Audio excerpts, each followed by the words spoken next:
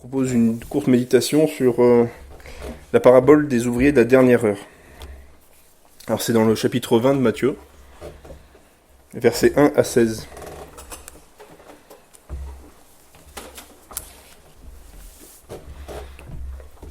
Alors, voici en effet à quoi ressemble le royaume des cieux.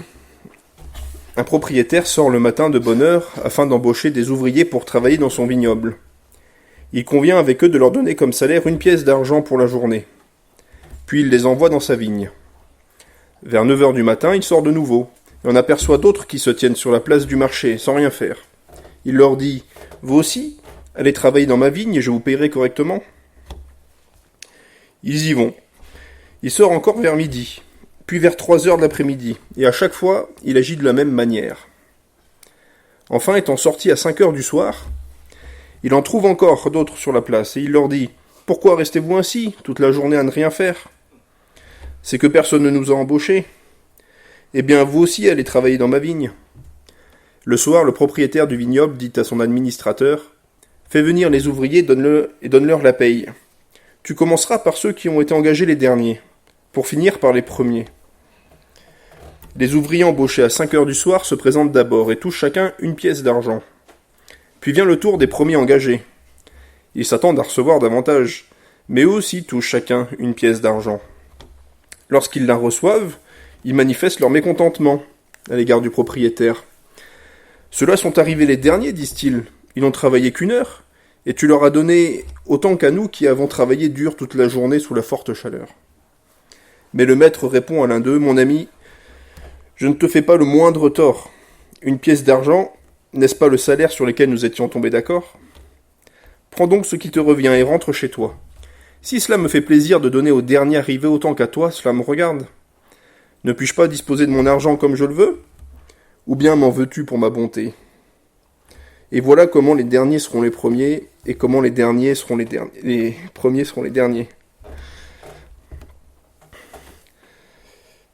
Alors c'est une parabole qui est rarement en introduction d'un conseil d'entreprise ou d'une intersyndicale, parce que il semble qu'il soit un peu injuste, ce maître.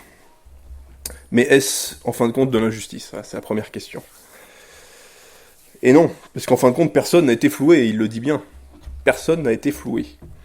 Ceux qui avaient convenu d'un contrat, le contrat a été respecté, et ceux qui n'avaient pas vraiment convenu d'un contrat ou que le contrat était flou, ont été, on va dire, le maître a abondé.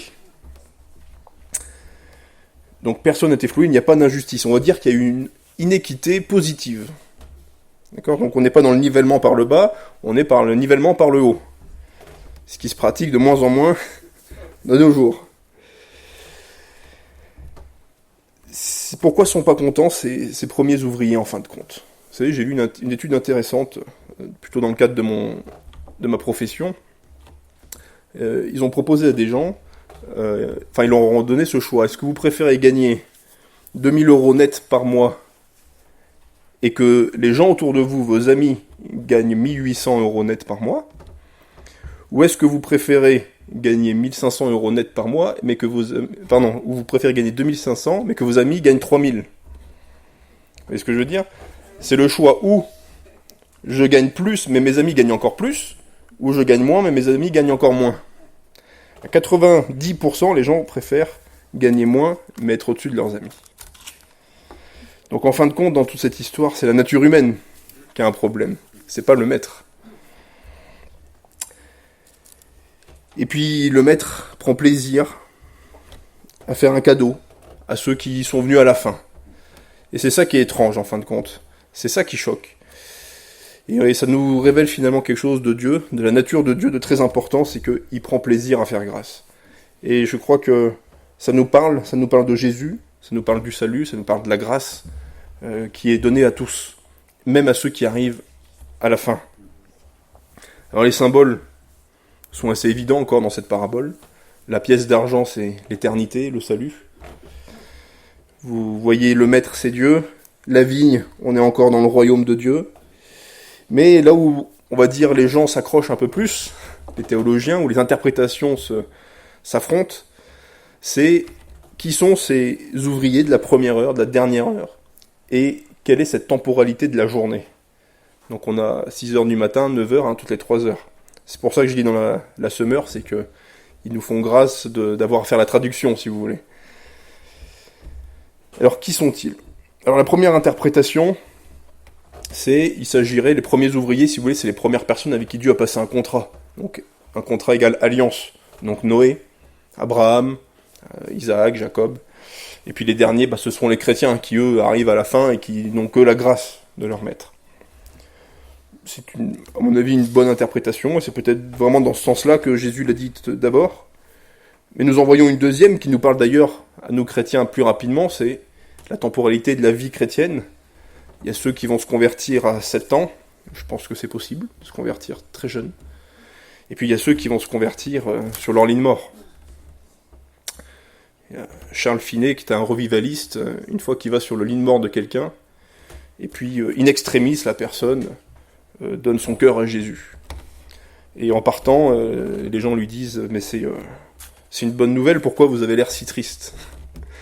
Et Finet de répondre « Bah oui, c'est une âme de gagner, mais c'est une vie de perdue. » Une vie de perdue parce que une vie où il n'a pas travaillé dans la vigne, une vigne où il n'a pas travaillé dans le royaume de Dieu.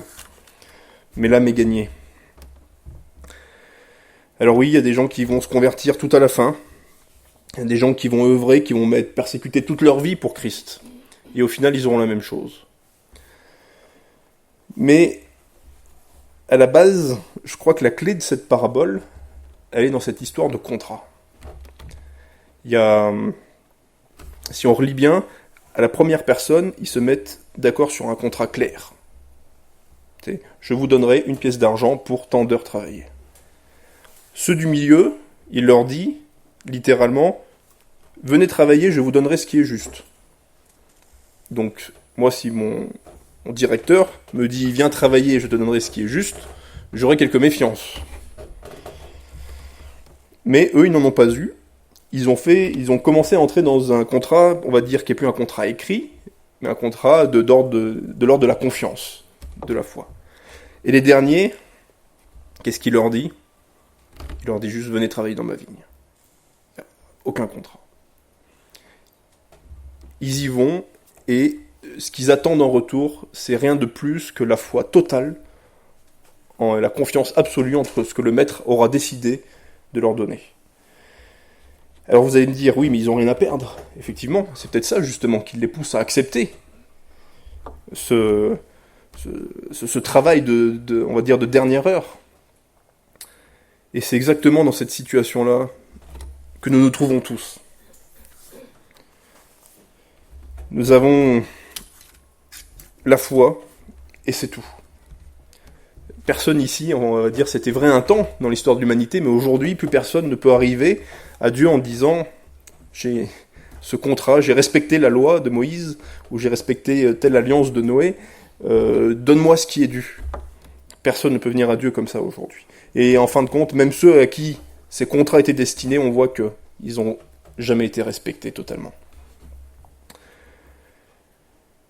Et je peux m'empêcher de penser que si on regarde justement cette histoire, cette parabole sur l'Église, nous, les gens qui se convertissent tout au début de leur vie chrétienne, est-ce que des fois, ils n'en viendraient pas à la fin, à un moment donné dans leur vie chrétienne, à penser qu'il y a un contrat clair avec Dieu et que la grâce et la foi n'y est pour rien? Et est-ce que parfois les chrétiens de longue date ne seraient pas touchés par ce mécontentement par lesquels ont été touchés les ouvriers de la première heure?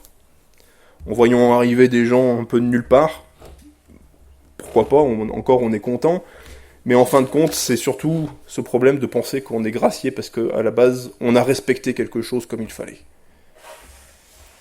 Je pense que le Seigneur, il prend plaisir, et en fait, cette différence de valeur, il va donner la pièce d'argent quand même aux gens, c'est parce qu'il récompense quoi? Pas leur travail, mais leur foi.